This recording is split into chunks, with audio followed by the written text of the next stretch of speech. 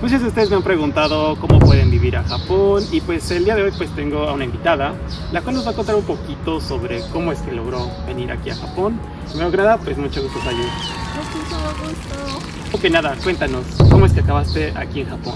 Bueno, ya era una meta que yo tenía desde hace muchísimos años, sin embargo no tenía el capital económico. Cuando yo entré, yo tengo maestría en estudios japoneses en el Colegio de México, ahí había la oportunidad de que te dieran una beca para venir un mes a hacer investigación histórica, etc. Sin embargo me toca lo de la pandemia y lo de la beca se va muy lejos y después de que yo termino la maestría, la verdad es que ya estaba como muy cansada de pensar en un proceso para lograr una beca. Las becas son muy complejas, sobre todo para mi área que es humanidades. Entonces por esa razón dije, aunque tuviera la oportunidad de aplicar, porque algunos de mis compañeros lo hicieron, no quiero pasar de nuevo por este proceso y entonces decidí ponerme a ahorrar dinero, dinero que me habían dado durante la maestría, porque mi maestría fue pública, entonces me daban un estipendio.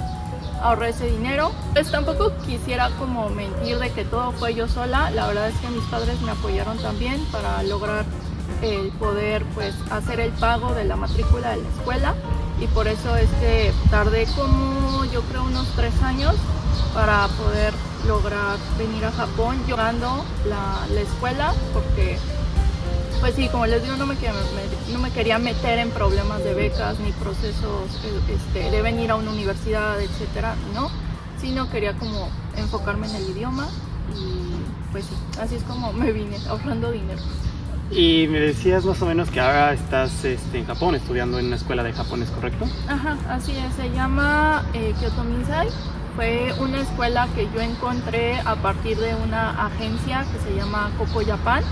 Es una agencia que yo la verdad sí recomiendo mucho. En esta agencia se vino otra compañera mía de la maestría y ella fue la que me dijo, oye, yo me contacté con ellos, todo el proceso, por lo menos por la parte de la agencia es en español, entonces eso sirve mucho, además que parte de su equipo es de México, entonces creo que también como que entiende un poquito más las necesidades de Latinoamérica. Ellos me ayudaron a ver algunas escuelas. Yo ya sabía que quería venir a Kioto, que saben que yo quiero estudiar en esta prefectura y me recomendaron algunas escuelas. Yo por mi parte también hice investigación, porque lo que puede pasar que cuando te vienes con estas agencias es que les dejas todo el trabajo a ellos, tú no te pones a investigar por tu parte de las escuelas y puede pasar que cuando ya llegas a la escuela no sea lo que realmente buscabas, Sí, ¿no? claro.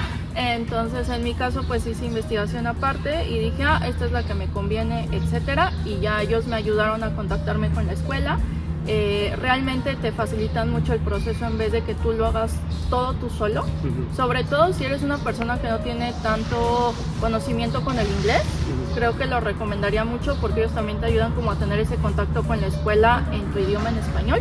En mi caso yo sí tengo el inglés, entonces me fue más sencillo el poder hacer todo el proceso.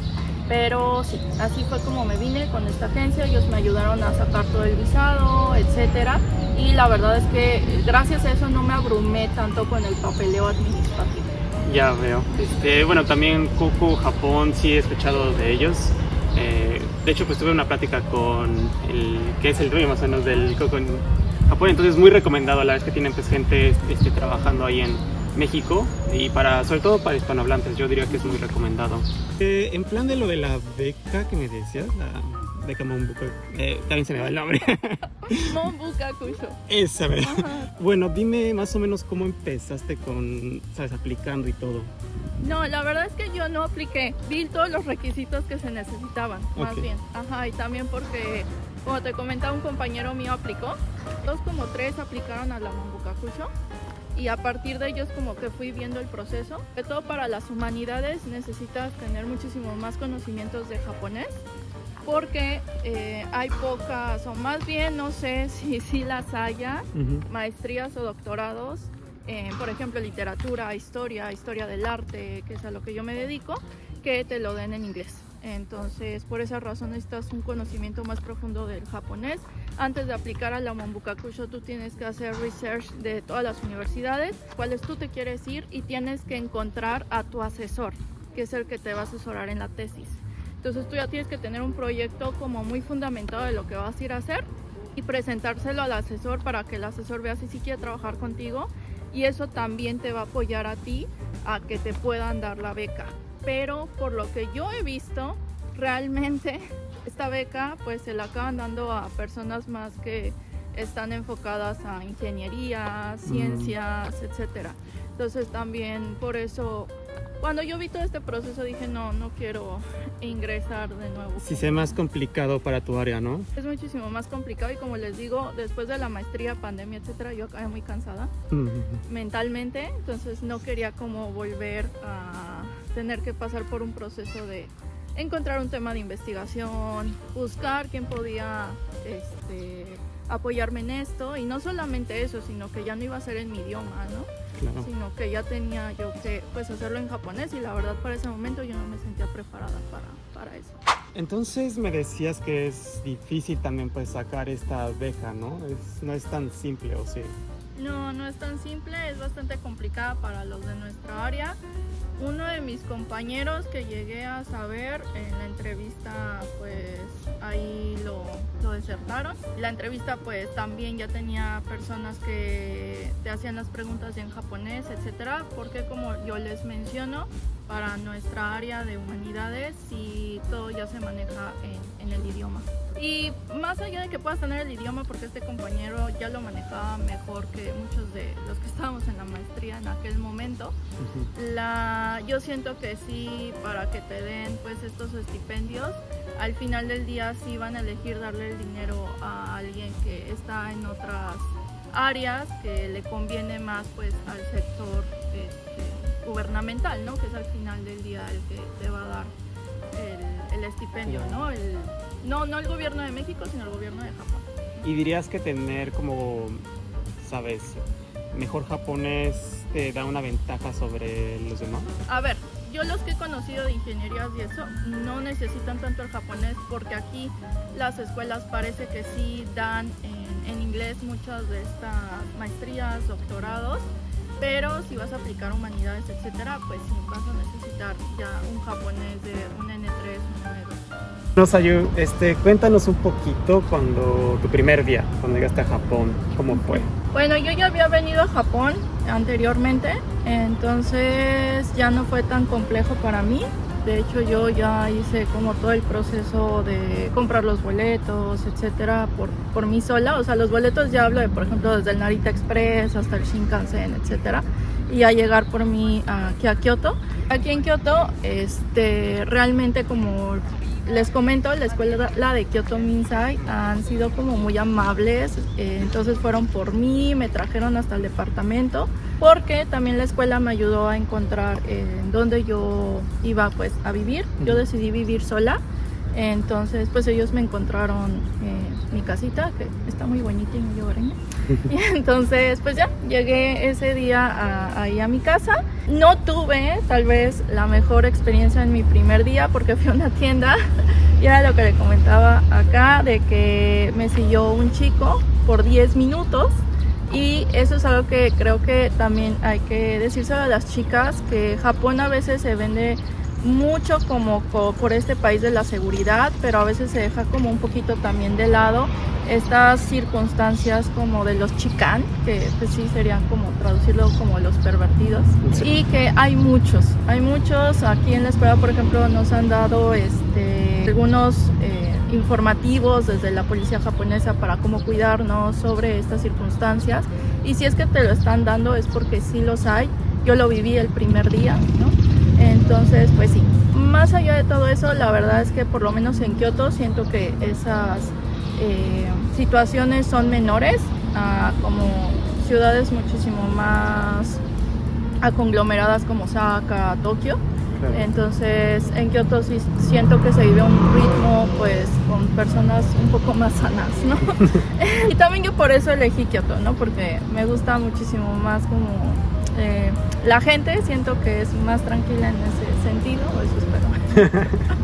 Sí, por supuesto hay zonas, ¿no? Como Kawaramachi, etc. Claro, depende de dónde te sí. estés metiendo. Sí, depende a dónde vayas. Pero lo menos en las zonas como donde viven las personas, como por ejemplo donde yo vivo, pues la verdad es que yo me he sentido segura caminando en la noche, pero igual no estoy caminando 12 horas en la noche, ¿no? Ha tenido una bonita experiencia en estos 3 meses.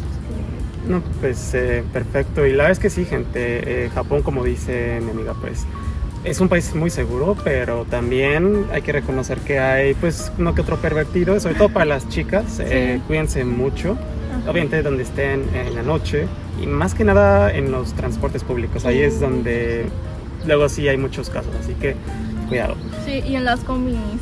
En los combinis En también. los combinis, sí, ayer de hecho la policía nos estaba explicando que en las combinis tiende a ser un lugar muy, muy dado para que hayan estas personas y sobre todo, también los baños públicos. Sí, por ejemplo, los baños de los parques, no, ni siquiera entrar, ¿no? Una como chica. Mejor no entrar. Sí, no entrar, bueno, si no vas acompañada, ya sí. Claro, Ajá, sí. Sí. Y de hecho hay una chica en Instagram que hizo un video acerca de que si vas al supermercado o a un convini, que dicen al menos también de regla que no compres porciones muy chicas porque pensarán como chica que vives sola, o que no compres helado, por ejemplo, porque sabrán que vives cerca. Ajá, ok.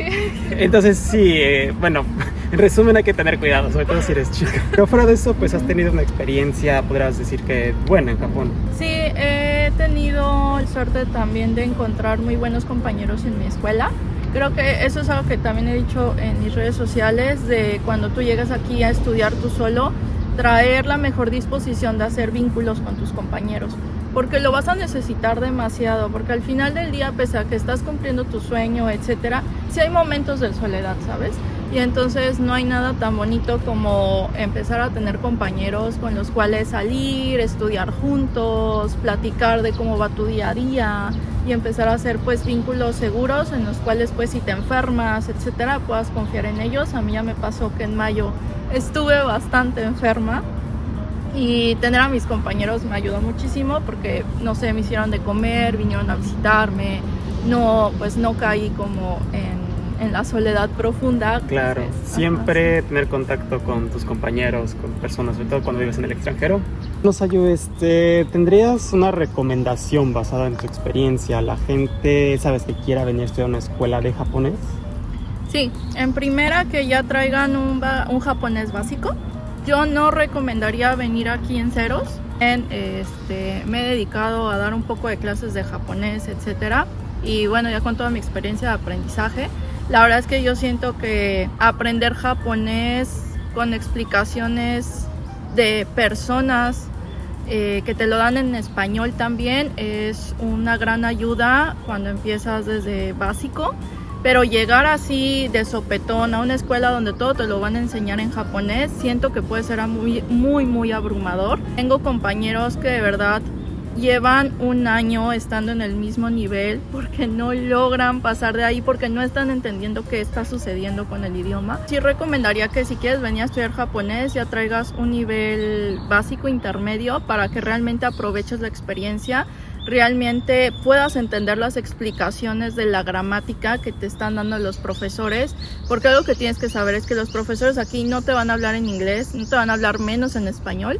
Entonces sí, es mi recomendación para que realmente lo disfrutes, no te vayas a agobiar, no vayan a acabar siendo las clases un lugar donde no las vas a disfrutar porque no estás entendiendo qué está sucediendo. Si puedes traer el inglés conversacional, también lo recomendaría muchísimo, porque al final del día con quienes tú vas a tener tu día a día conviviendo son con compañeros de otros países, sobre todo del sureste asiático. Si quieres convivir con ellos, hacer amistad con ellos, vas a necesitar el inglés. Que también lo que yo he visto mucho de que personas que no traen el idioma inglés, pues se acaban como alejando entre su mismo grupo o no hacen amistades porque pues tampoco pueden entender al otro, y el otro que sabe inglés también se puede estresar un poco, ¿no? Al tratar de querer convivir con quien no está entendiendo qué está sucediendo, ¿no? Entonces, ¿tú sí dirías que alguien, por ejemplo, de México, que no tenga buen inglés, sí le recomiendas que venga con al menos un nivel más o menos?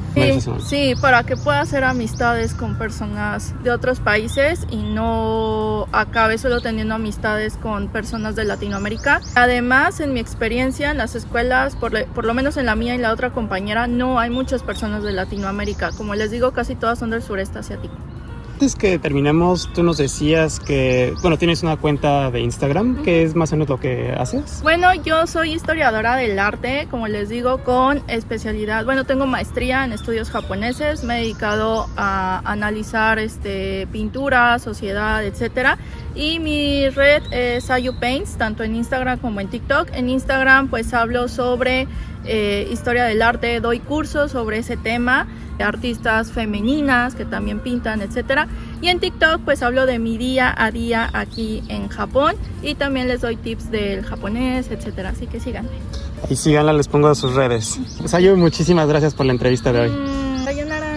Hasta luego.